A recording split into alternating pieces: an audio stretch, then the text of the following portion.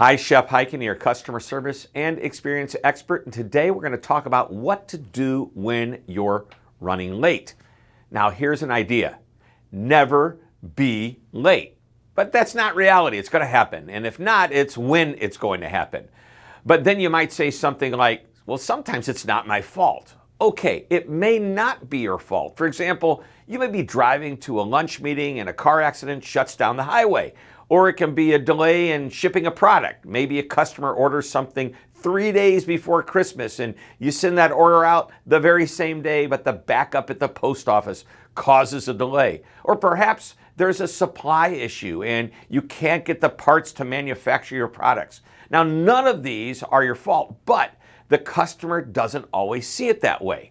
All the customer knows is that you were late or some other problem prevented them from getting what they expected. Now, I can accept that in some cases there is nothing that you can do about it, but there is something that you can do to keep your customers happy, at least somewhat happy. And it's pretty simple.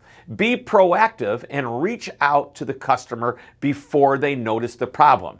And when you do inform, consider the following as part of your message. Number one, you must state the facts. You're going to be late. Number two, apologize and acknowledge the inconvenience. Number three, you must practice transparency with a clear explanation.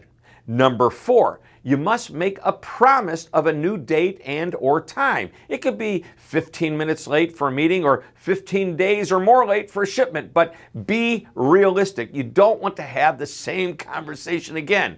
And number five, keep the customer updated with ongoing messages as needed. Customers love information when there are issues, and it gives them a sense of control, even confidence when they know what's going on.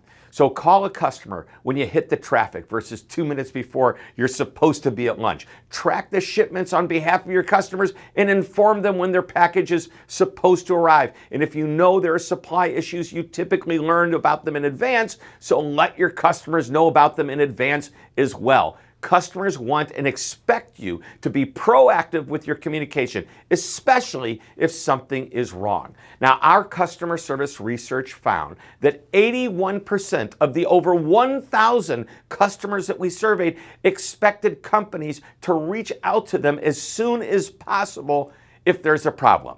I know, stuff happens, and sometimes there's nothing you can do about it. It's how you handle it that's important. It's that simple. So never being late is a goal, and always keeping the customer informed, well, that's required.